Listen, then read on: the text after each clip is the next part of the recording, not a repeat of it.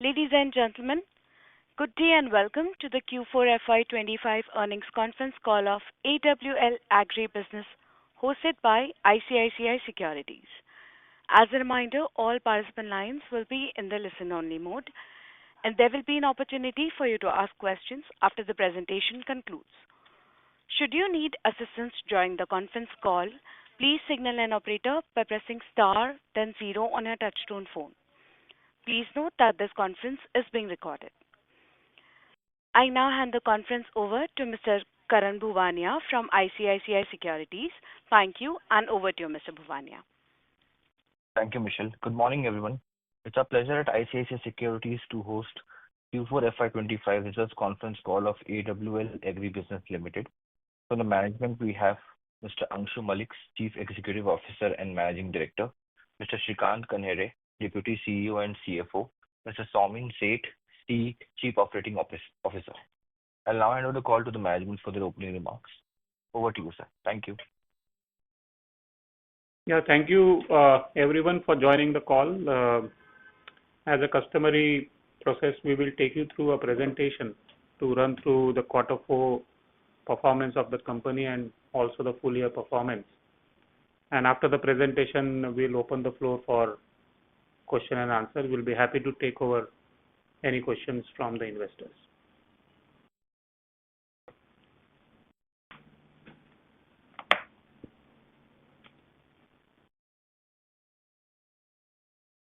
So when we look at the numbers for the Q4, the revenue, the volume grew by 8% for the quarter, as well as for the year it grew by 9%. Revenue grew by 38% and 24% respectively for the Q4 and full year. We had one of the best year for other AWL Agri business since our inception. Closed the EBITDA at plus of 2,700 crore and a PAT of 1,200 crore. Overall, a good score in terms of all the business parameters of the company, whether it is a volume growth, whether it is a revenue growth, whether it is absolute EBITDA and PAT. We have been able to deliver the great set of number for this financial year. When we look at the return metrics for all the three segments, edible oil, food and FMCG, and industry essential, edible oil continued to give better numbers in terms of volume as well as return on capital employed at 23%. Industry essential delivered a ROC of 17%, and at the overall company level we delivered an ROC of 15%, which is quite reasonably healthy, given the fact that our food business is still margin neutral. It's not something which is something which is by design, that since we are already into an investment and growth phase as well as food is concerned. It will continue like this for another 2 years or so. Once it starts generating margins, I think this ROC of 15% will certainly look better as we go forward. On a segment basis, of course, as I said earlier, edible oil at 23% and industry essential at 17% is far better than what we had delivered in last couple of years, whether FY22, 23 and 24. FY22, we had a overall ROC of 12%, whereas now we are sitting at 15%. And once the food starts delivering on the bottom line, this 15% should improve from here. On a market context, this quarter also saw palm oil sitting on the top. The prices of palm remained high as compared to soya and sunflower, impacting, of course, the demand on palm, and that's where also company had some bit of issues in terms of palm volumes. But this proposition as we go forward should change as we we enter into quarter one of FY26, the prices have already started stabilizing, and we are hopeful that the palm prices should cool down as we go forward from here.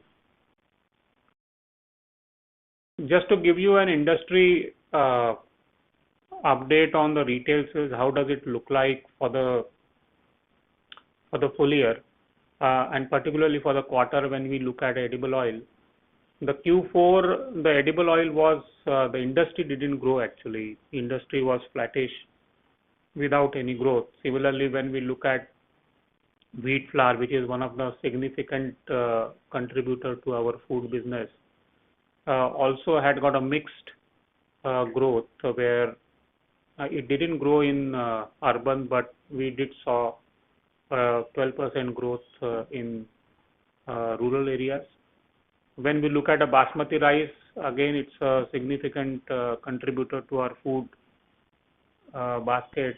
Full year growth was tepid at only 5.5%. So the crux of this slide or this message is basically we saw a very tepid demand throughout the year, particularly in quarter 4 when it comes to edible oil and rice.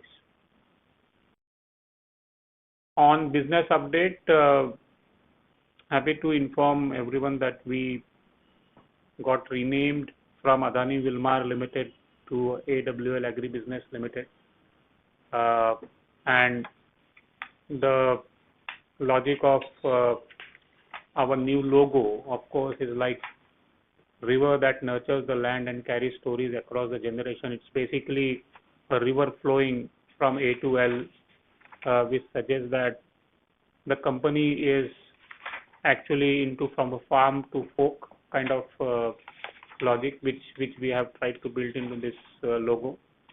And I'm very hopeful that with the new name and new logo, we will flourish more than what we have been able to do for last 25 years. On an overall company level update, Q4 volume grew by 8%, revenue at 18,230 crore grew by 38%. When it comes to full year EBITDA, we clocked operational EBITDA of plus of 2,400 crore, which is 119% up year on year. Food and FMCG business grew by 26% year on year for the FY25.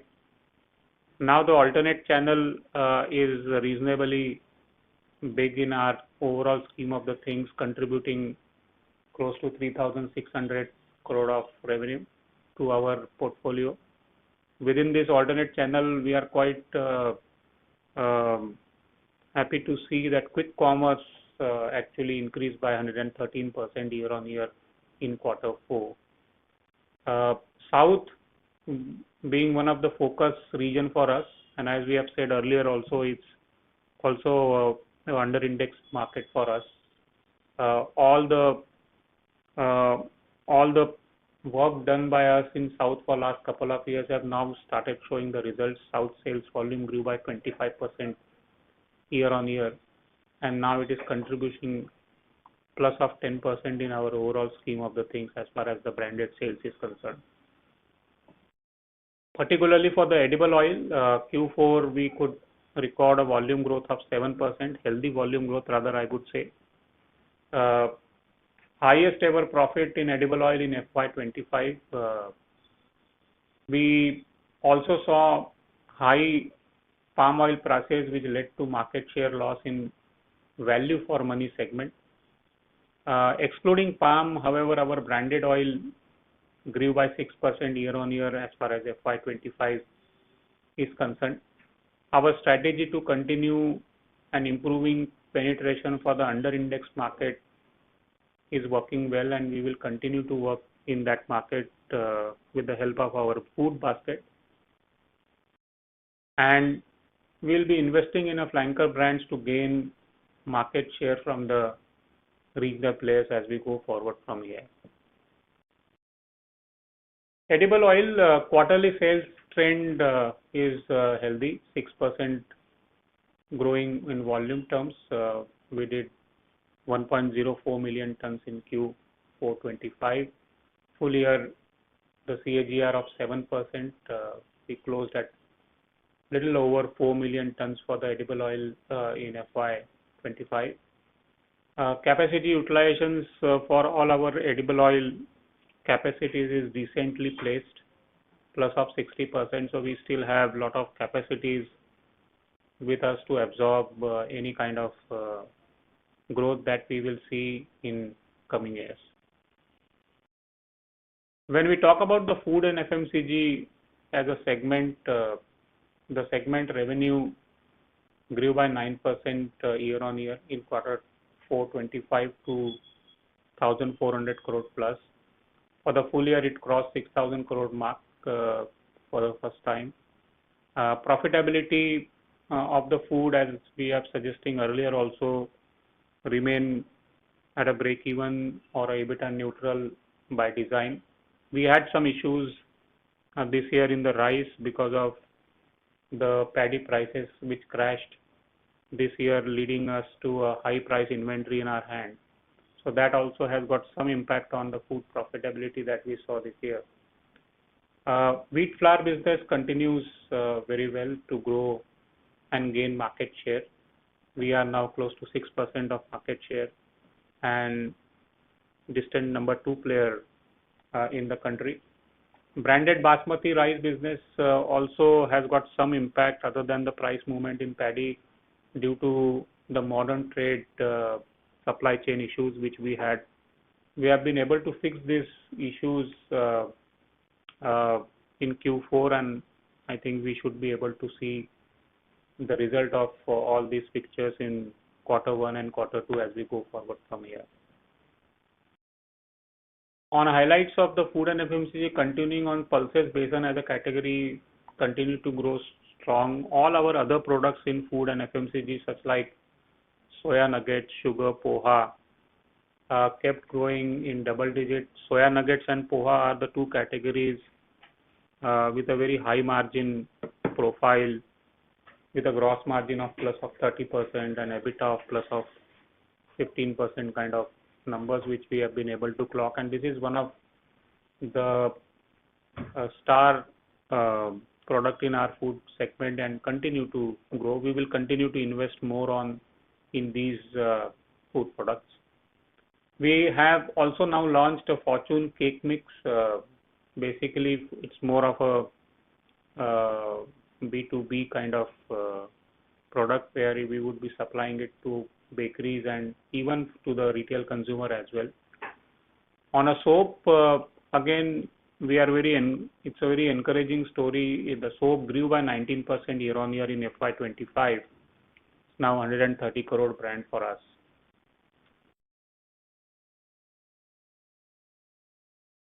We recently acquired GD Foods. We achieved the closing of the transaction in the quarter 1. We signed the agreement, definitive agreement in last quarter, that is on 4th of March. GD Food, manufacturer of soya sauce, pickles, condiments, jams. It's a very adjacent category for us. So one of the kitchen essential today in Indian kitchen. We have acquired this company with a intention to grow the business, currently at 400 crore of top line with a gross margin of plus of 50%. This is one product line which will add into our food business, which is a high margin product, and also one of the kitchen essential which we were looking at. This company was launched in 84, 40 years old company, have been very strong in northern India, 7 states of North India, and are currently number 3 player in these markets after Kisan and Maggi. We acquired this company at an enterprise value of 603 crore, which is close to 1.5 times of their revenue. And we are hopeful that basis our distribution strength, we should be able to multiply the business model of this company. there are a lot of low-hanging fruits that are there. Besides being distribution, sourcing capability is also one thing where we will add in this company and will improve the sales as well as the margin structure of the company. On distribution front, we are aggressively growing. End of March 25, we are now 8.6 million retail outlets where we reach directly, up by close to 20% from last year. Last year, March 24, we were at 7.2 million outlets, 7,20,000 outlets, sorry, to 8,60,000 outlets now. On a rural side, we have, as we were saying in quite a few calls earlier, that we would want to reach target 50,000 rural town by March 25, and we are happy to announce that we have been able to do that. Now we reach more than 50,000 towns. These all distribution updates or a distribution improvement that we have been able to showcase should start reflecting in coming quarters, and we should see the impact, positive impact of all these developments in Q1 and Q2. Alternate channel, quick commerce is quite encouraging for us, grown at 113%. We are investing in this channel more on an AI side, just to understand the customer requirements and how can we ensure that we remain with 100% kind of fill rate. So we are doing a lot of intervention in this channel just to ensure that the growth which we have seen in this channel continues as we from here onwards. Our Gohana food complex, which is one of the big capex that we spent out of IPO funding, is now more or less ready. We are hopeful that we should be able to commission the entire food park sometime in August 25, so that for the next full half year of FY26, we should be able to get the business coming up from this plant and should reflect in our top line as well as bottom line. Besides Gohana, we have been able to commission a lot of IPO projects, which includes pulses, besan and wheat flour units across all the locations. The castor derivative plant is right now ongoing and should be completed by end of this financial year. We have been doing a lot of intervention in rural penetration by doing a lot of digital activities, by doing a lot of branding in terms of bus branding, dhaba branding, or a building branding. So that activities continues, and we will continue to do all these interventions to see that the brand goes to all the consumers quite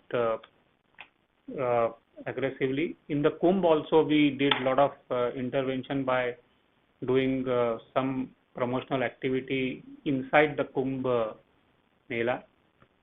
On ESG front, I'll not spend much time, but it's very important aspect for us. We continue to do all the interventions required for ESG, whether it is a resource, so whether it is a tree plantation or a solar implementation. Now we have close to 10 megawatt of solar capacity available, which is around 10% of our total requirement. We continue to work in the areas of rainwater harvesting and zero liquid discharge plants at our various locations. On logistic front, we continue to work on the multimodal concept, where we are trying to dispatch more and more of our product through a rail, which is a green energy. We have been recognized by a lot of appreciation from Indian Railways, as well as inclusion of AWL in FTSE 4 Goods Index Series. On CSR front, we continue to work on the Fortune Suposhan. This is it from my side as far as the presentation is concerned. Just to give you a quick update on Q4 and FY25 numbers and performance. Now I would request moderator to open the floor for question and answers, and Mr. Malik and myself are here to address any questions. Thank you very much, sir. We will now begin with the question and answer session. Anyone who wishes to ask questions may press star and one on their touchtone phone. If you wish to withdraw yourself from the question queue, you may press star and two. Participants are requested to use only handsets while asking a question. Ladies and gentlemen, we will wait for a moment while the question queue assembles. You may please press star and one to ask questions.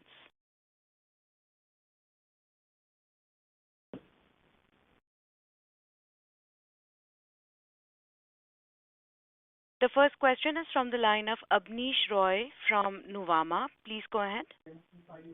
Yeah, thanks. I have two questions. My first question is on the recent edible oil industry demand that import duty on the refined palm oil has to be increased. What is your view on likelihood of this, and how does this impact your overall margins? Because margins this quarter was disappointing. Do you see that this could impact margins in the if this happens?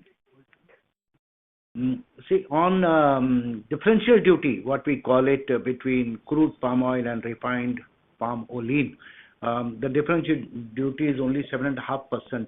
Now, it is cheaper to import olein and sell rather than to buy CPO, process and sell. Now, the industry has put in a lot of capex, and most of the players are running at around 40-45% capacity utilization. Now, we have been requesting the government that Make in India is something that is being talked about, but it needs differential duty of at least 15%. And in that case, only we can import more CPO and process and make olein in India. Government has accepted it as a positive sign, and I think things will happen sooner or later, because government have understood that helping the Indonesian industry is of no use, and I hope it happens fast. On margin front, let me answer that. Possibly we had the best year in last 25 years in terms of EBITDA, and margins in edible oil has been good and has been steady. We have delivered what has been said in the last 12 quarters. If you see quarter on quarter, if you see, edible oil have done well, except for last year when we had a different issue. But otherwise, margins are stable. Outlook is also stable, and going forward, I think edible oil will continue to deliver what it has been promising. Sir, one follow-up on the margin. So it was a good year, but it was a good year. First 9 months was good with almost 4% plus margins in most of the quarters. But this quarter, was there any inventory loss? Because quarter-on-quarter margin has become almost half EBITDA margin.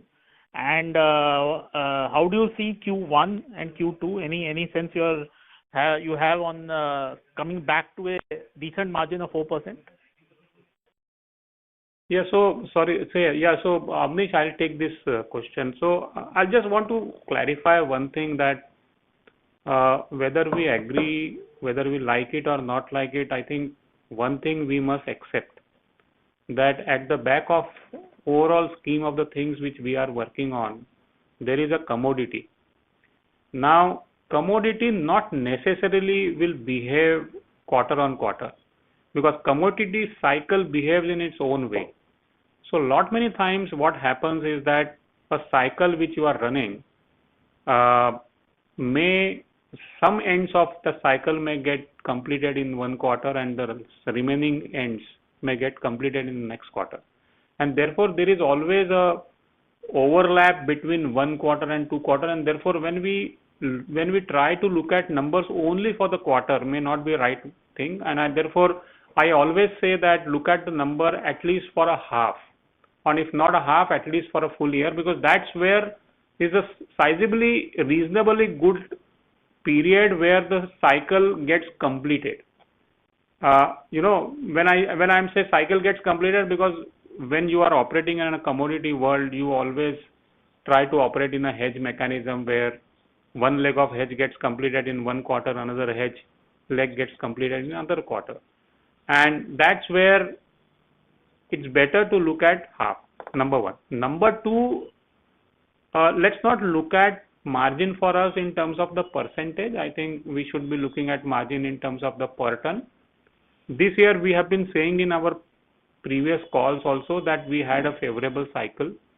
We had a favorable inventory gains also in this particular year, which may not necessarily be in the next year. However, having said that, as you asked, what is the outlook for the next full year? I think we should be able to deliver the margin structure in per ton terms, which we have been delivering earlier, except for the last year. I think last year we have to take out because it was an exceptional year. So just to spell out very clearly, 3,500 to 3,600 rupees a ton of EBITDA for edible oil should be on an overall basis we should be able to deliver. The last quick follow-up, essentially if I see your broader numbers, you have taken around 37% price hike, but I also see that your Q4 edible oil volumes are higher than Q3, but profits are lower. So have you gone for market share expansion, and so that's why you sacrificed on the margin side, but you would have gained some volumes? Is that correct? Yeah, there is some kind of aggression which we had to do that, because as Mr. Malik said in earlier also, that palm prices remain very high, and this is also a very important segment for us. So some bit of aggression we had to do, because we don't want to lose too much of market share or too much of volume on the palm. That is also one reason. But as I said earlier also, the cycle completion not necessarily happening in this quarter may be one of the reason why you are looking the margins little lower than otherwise. So any last thoughts on palm oil? What is your understanding of the outlook? Because conflicting news flow seems that crop seems okay, but then the local government of Malaysia, Indonesia might also be looking at mixing palm oil in the rest of the fuel needs. So any thoughts you see for how you see India prices in FY26? What will be your initial thoughts? See, one thing is there, Abneesh, that it has come up from the top, so that we can see, and going forward, April, May, June, the prices will soften little bit further. But one doesn't know about any policy that Indonesia or Malaysia will bring on B40. Now, these are some things where, things always remain uncertain. But going ahead, we feel that palm oil will not be as pricey as it used to be in the past, at least last 6 months, and it's going to be reasonable. So overall stability in prices seems to be there. So thanks. That's all from my side. Thank you. Thank you. We'll take the next question from the line of Anuj Poddar from Futures First. Please go ahead. Hello. Hi, sir. Thank you for giving me the opportunity. My question to you is, I'm an investor in AWL since last 3 years, and we have seen, the underperformance in last 3 years, and there is no sign of improving. So my question to the management is, does management have any concern for the shareholder? What steps you are taking for the prices to settle down? So thanks, Anuj, for your question. I think, see, prices is something which is not in our hand. What we can do is just to improve the business, and that I think we are doing it. I think the numbers of FY25 is there. So we have one of the best year since inception with a profit of 1,200 crore of PAT. Now, price is a very dynamic, which is something which is a market-driven discovery, on which unfortunately, management doesn't have any control. What we can do, we are doing it by ensuring that we keep on adding good businesses in the overall scheme of the things, like we did the GD Foods acquisition, we do Kohinoor acquisition. And as we go forward, we are quite optimistic that we should be able to repeat the similar performance as we go forward in next FY26 and let the market then discover the price. Okay. Thank you. Thank you. The next question is from the line of Sanjay Shah from KSA Securities Private Limited. Please go ahead. Yeah. Good morning, gentlemen, and thanks for the opportunity. So my question was, as you well explained about our acquisition of CapEx done at Haryana, acquisition of GD Foods. So now, taking forward from here, how much revenue do we expect from food and FMCG business in next 2 years? And any color on margins, what all the investments are planned through the organic and inorganic, any new investment plan for organic and inorganic growth from here on? Okay, so as far as the food and FMCG is concerned, as we have been saying earlier also, that it is a focused area for us. This year we clocked a volume of 1.2 million tons out of total 6.5 million, which is close to 18-19% of overall things. This basket is growing at decent growth with a 20% kind of growth, which we have been able to clock year after year. And with a 6,000 crore plus of revenue this year, I think we have taken internal target that by end of FY27, that is after 2 years, we should be able to clock 10,000 crore of revenue for the food. On margin fronts, I think we have been saying this for quite some time, that food will remain into an investment phase or a growth phase for next 2 years, 2 to 3 years, and will continue to operate at a EBITDA neutral.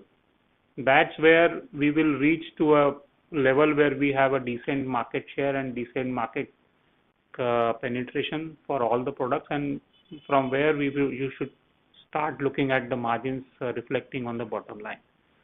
As far as organic and inorganic growth is concerned, of course, we will now, given the fact that now Gohana has been delivered to us, from here we should see our organic growth only. But we are not worried to the fact that any M&A opportunity coming in our way, we will certainly explore and try to grab it, because that helps you to have a quick growth on the basket. So that we will continue to explore and take it forward. Great. Sir, any comment on promoter support? Now Wilmar is on the front foot, and after rebranding, how do you see the global expansion, sourcing advantage, and promoter support from here on? Yeah, so promoter support will always be there. In fact, Wilmar is quite bullish on India, and if you look at the business in which Wilmar today is more or less similar to what we are today in AWL Agri business in India. So we have all the support from Wilmar, Singapore, and we do expect that from here, given the fact that Wilmar would be at a driving seat as far as the overall business operations are concerned, we do explore the opportunity of going even operations out of India. So that's something which is at a very initial stage. Right now I can't be able to comment anything on that. But yes, the promoter support will always be there. And in fact, it will be with more force now, given the fact that Wilmar has got a more say in their operations in India now. Right. So my last question was regarding... I'm sorry to interrupt you, Mr. Shah. I would request you to kindly rejoin the queue for follow-up questions, please. Thank you. We'll take the next question from the line of Harit Kapoor from Investec. Please go ahead. So, yeah, hi, good morning. Just had a couple of questions. Firstly, on market share. So, you mentioned there was a little bit of a dip in palm oil, and you mentioned in the presentation as well. So just wanted to understand, what's happened there. Is it that, regional players have gotten more more competitive? And what are some of things that we are doing to, what are the actions that we've taken to, mitigate this? And when do we see an improvement as far as shares are concerned? That's my first question. Okay. As you are aware that the palm oil prices being high, in fact higher than sunflower oil, consumption shifted from olein to soybean in north and east and to sunflower in west and south. We lost almost 1.3% market share in palm oil. We are number 2 player, and obviously we have big share in olein, and that we dropped because the high prices, obviously consumption dropped. We got incremental 10 BPS in soybean oil. Sunflower oil grew by 20 basis point and mustard oil grew by 30 basis point. Overall our market share dropped by 30 basis point only because of olein. That is the story so far. Now going forward, 2-3 things that we are doing. One, palm has now started coming back into the pricing game, and it is today, if you ask me, it is cheaper than soybean oil, obviously cheaper than sunflower oil. So traction has started coming, and summer generally palm oil is consumed more than winter. So we have started seeing the growth in palm oil, the consumption. So it is possible that we may recover our lost market share. One. Two is that rural market still consumes lower quantity, and we see great opportunity if we have a better reach. So last year we increased our retail reach. This year also we will increase this 50,000 towns to possibly 60,000 towns. So that direct coverage gives us the advantage of being present in smaller towns. Third is that we have flanker brands, Kings and Aadhar, which we are going to promote aggressively. Already new advertising has been done, and we are going to shoot them both in digital as well as in television. Some of the work has already started. We are sure we will catch the price conscious consumers there. So put together A, B and C, I see we will regain our market share. Maybe we grow by 20-30 basis point over last year. So we will surely regain the lost market share. Okay. Thanks for that, Mr. Malik. The second thing was on the food and FMCG side. So how do we look at this segment going into next year? So I know you have a target of 10,000 crores, like a 25% CAGR in revenue. But just into next year, should we assume that first half growth will be a little lower, given the high base, given the fact that you had some additional exports of rice last year as well in the first half, and a pickup in the second half of the year to get to that 20-25% growth number? Is that the way to think about the trajectory of growth through the year? Okay, to start with, the biggest segment of brand in staples is wheat flour. Wheat flour actually was historically growing at 18 to 20% as per Nielsen. We were also doing very well. It's only last year when the wheat prices went up abnormally high, consumers shifted to loose atta or buying wheat and making atta themselves. So branded share came down, and in fact negative, -2% was the overall growth in terms of branded wheat as per Nielsen. We did grow, but not that much. This year, I think the wheat prices are much lower, already 4-5 rupees cheaper than last year. So I think consumption story will be back, number one. Number two, rice prices are very low. It is possibly the lowest in the last 3-4 years, basmati rice and non-basmati rice. So we are seeing good traction, and I'm sure basmati rice and non-basmati both will grow this year. Besan prices are low, and we have added 2 factories, one in Ahmedabad, Kadi, which is a new plant come up in March. That will add volume, as well as our Gohana plant will also start making wheat flour maida from August.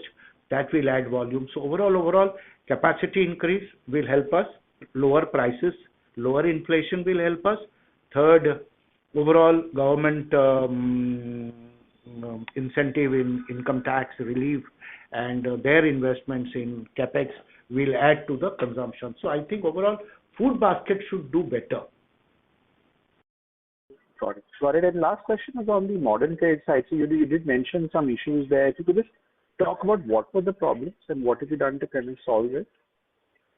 You see, modern trade, between alternate channel, modern trade and e-commerce. E-commerce is growing faster.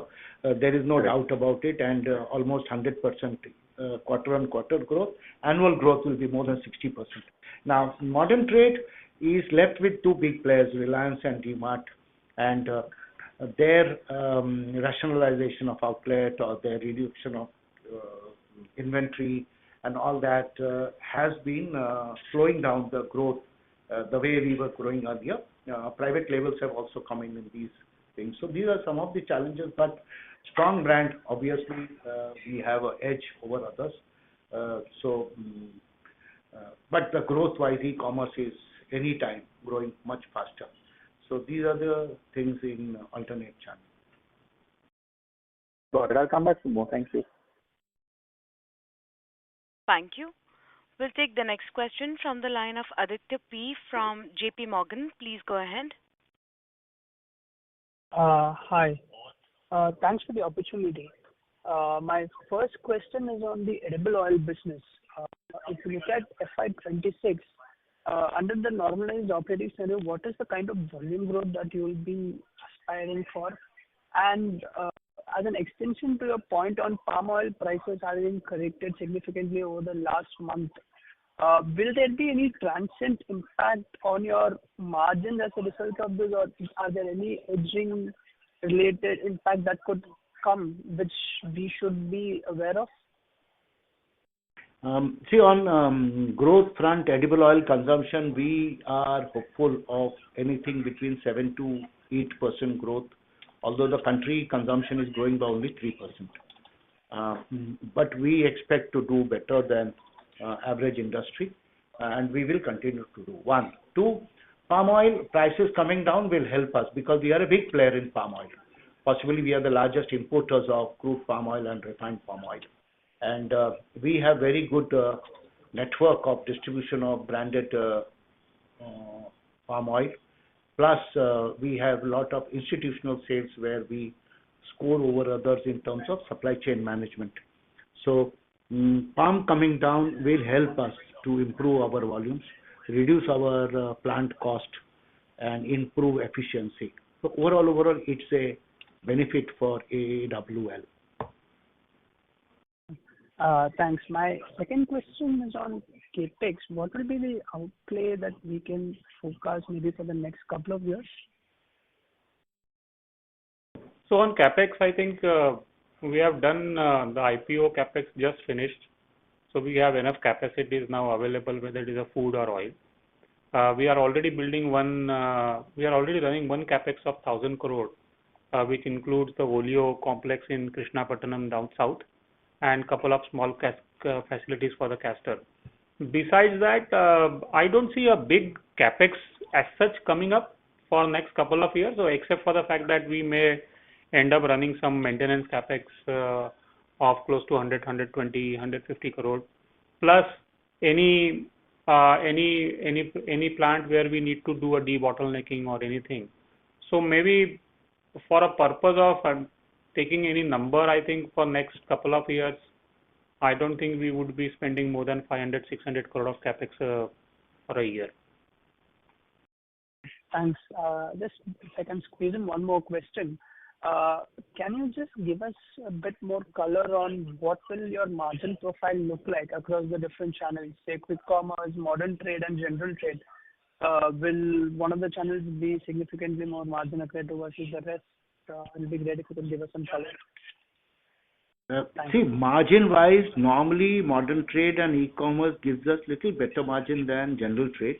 But you also need to spend more in modern trade and e-commerce to keep the products, particularly some of the slow-moving products or your focus products coming up the screen for buying purpose. Say wheat flour, we have to promote more than competition. In basmati rice, we have to promote more than competition. So here you have to spend money. to do that. So on one side, there is improved margin because sales people's cost reduces or something, but then you have to do more promotion within the channel to push your volumes. Overall, volume-wise, that is how we have to play. Thank you. Thanks for the opportunity. Thank you. The next question is from the line of Kunal Shah from Jefferies. Please go ahead. Hi, thank you for the opportunity. My first question is regarding your guidance of this 3,600 EBITDA per ton. Just to confirm, this is on an overall basis, and does this include other income also, or is it excluding other income?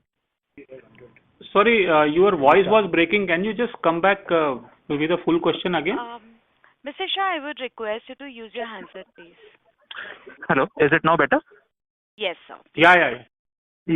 So my question is regarding this EBITDA guidance of 3,600 rupees per ton.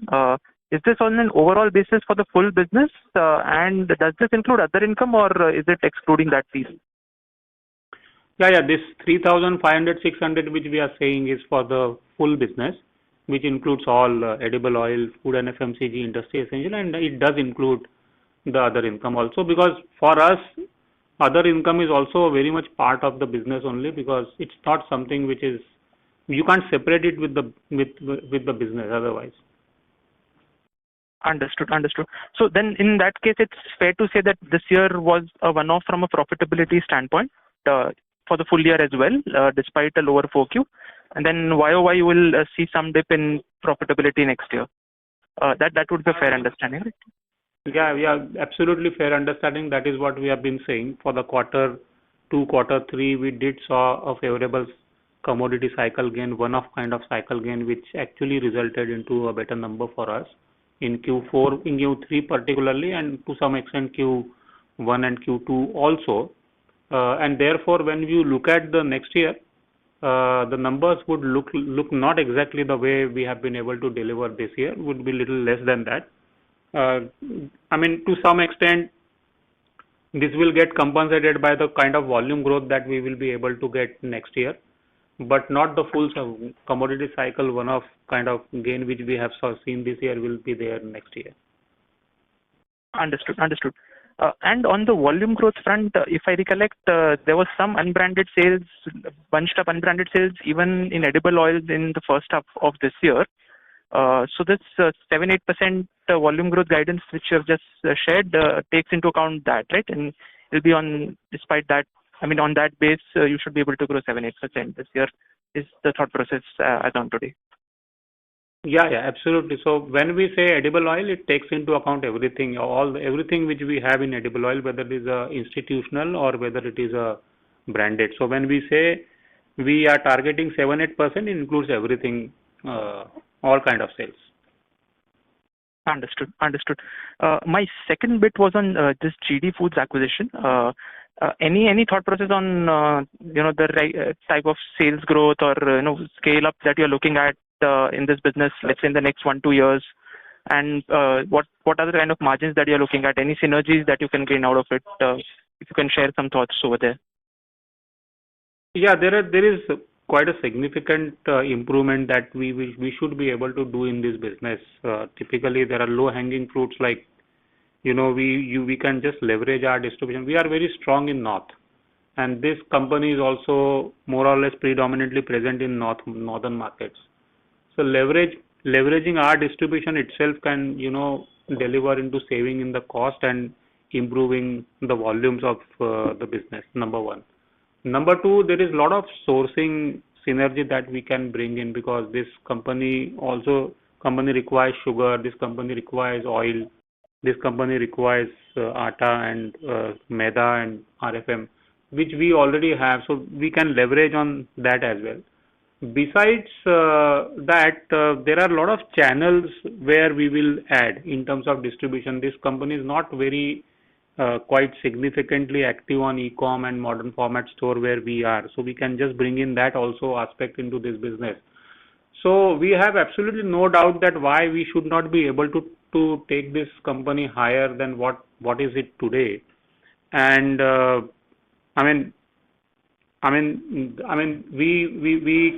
We are hopeful that in next couple of years itself we can make the top line 2x of what it is today. Understood. Understood. Understood. And my last bit is on, can you just let us know what's the branded share of business for both foods and edible oil for the year? And what should be the tax rate next year? Just these two bits. So branded share in food is quite high.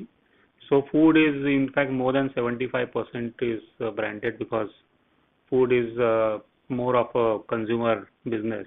Edible oil, we do have a good chunk of institutional clients also, but in edible oil it's close to plus of 60% is brand. In food it is more than 70-75%. So when you look at overall scheme of the things, we have good 70% of business coming from the brand. Understood. And the tax rate that we should build for the next year, any changes that we should expect? Tax rate? Yeah, tax rate. Yeah, so today the effective tax rate of company is 25.8%. I think you can continue to assume 25% tax rate effectively. Understood. Understood. Yeah, that's all from my side. Thank you.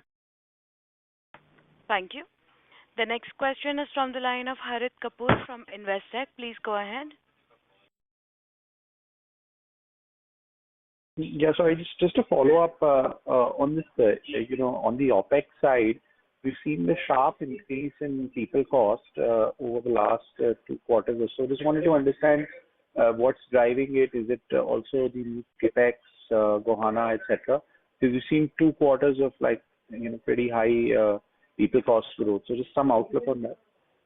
Employee cost. Yeah, absolutely fair observation, Harit. On people cost, there are 2 reasons. One reason you already mentioned, that quite a few new projects which have got delivered to us will require new manpower to run these plant, number 1. Number 2, business as such is also growing. So therefore, with the growth of the business, you also have to add the manpower. So this is the one. The second aspect, of course, given the fact that we had a superlative year in terms of the performance of the business, so we do have provided some kind of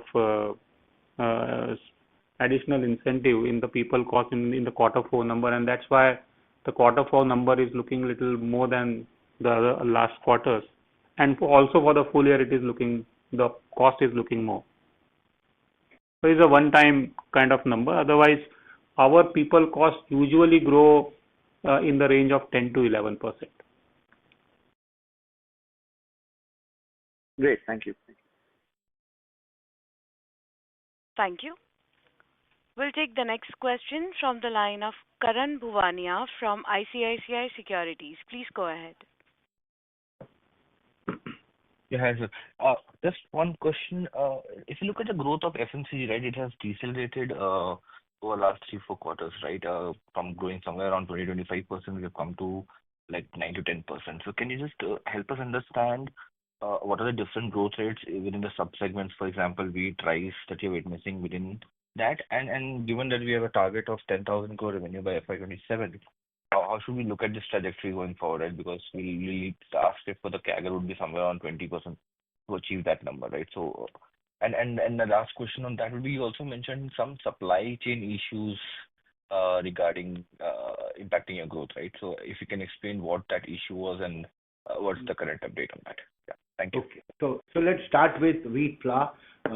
Wheat flour business is almost a 500,000 ton business for us, and has been growing steadily for 25% over the last 3-4 years. This year it has slowed down for one big reason is that the wheat prices went up from almost 26, 27 rupees in April, May, June to 32, 33, 34 rupees in Delhi, and maybe 40 rupees in down south.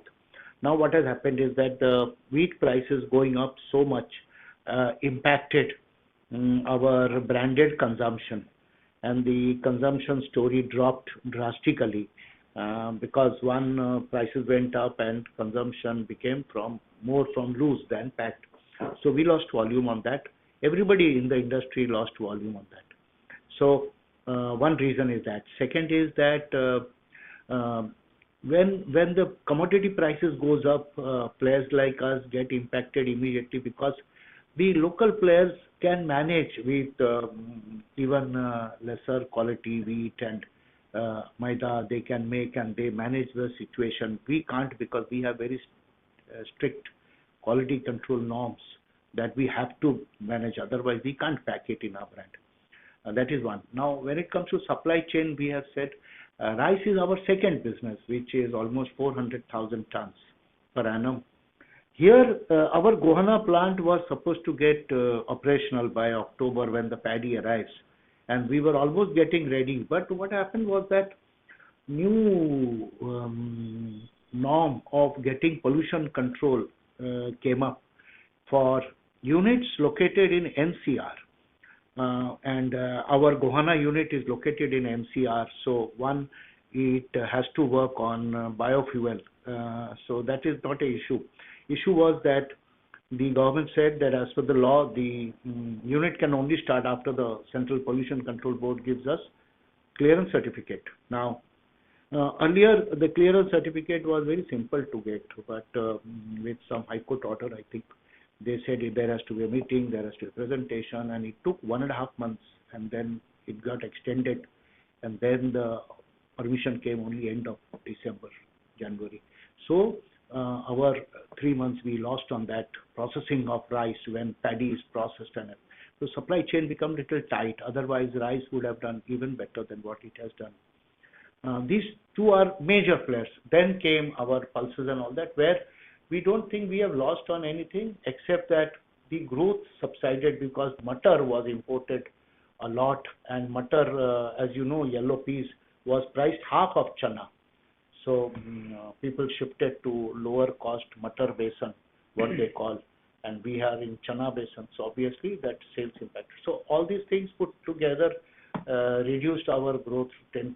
Otherwise, 20-22% growth has been a steady performance. Going forward, this quarter onwards, wheat prices have come off. We have reduced the prices, and markets are getting back into action. Rice is steady. Gohana plant has started producing. So things are much better and normal. I think going forward, we should continue to deliver 18-20% growth in food. Thank you, sir. Best of luck. Thank you. Ladies and gentlemen, we'll take the last question for today, which is from the line of Shirish Pardeshi from Motilal Oswal. Please go ahead. Yeah, thanks for the opportunity and good afternoon. I have 3 questions, Mr. Malik. Starting with Gohana plant, which is operational, and you say that about 95% it is operational. I was more curious in FY26, what kind of internal sourcing for rice and wheat milling will happen from this plant to our overall sales contribution? See, this plant can process roughly around 150,000 tons of paddy annually, and roughly around over 150,000, 200,000 tons of rice. So that part is ready for use and going on. Mustard oil crushing is 600 tons per day, so that has also started. Only solvent extraction we are putting up this month possibly, so solvent extraction will start, and then there is a refinery attached to it and packing. All these things will get ready by maybe May, end June early. Only project that will come by August is the wheat flour project, which is a good big project, and that we will get only 6 months thing, that is around 15,000 tons per month capacity. So that we'll get for 6 months. So 100,000, maybe maximum 100,000 tons we can process wheat. All put together, this should be the Gohana's contribution to this year. So how Gohana to the overall our sourcing capacity will add? That is what I said, around 150,000 tons of paddy we can source and process. 100,000 or little more rice we can process from the market, we can buy and process in the plant, which is rice to rice units that we have. And wheat, we have already started buying for Gohana, but we can use only from August onwards. Yeah. So can you spell out what is the wheat capacity we are looking, wheat milling? It is 15,000 tons per month. 180,000 tons on the lower side, higher side to 100,000 tons. Okay, got it.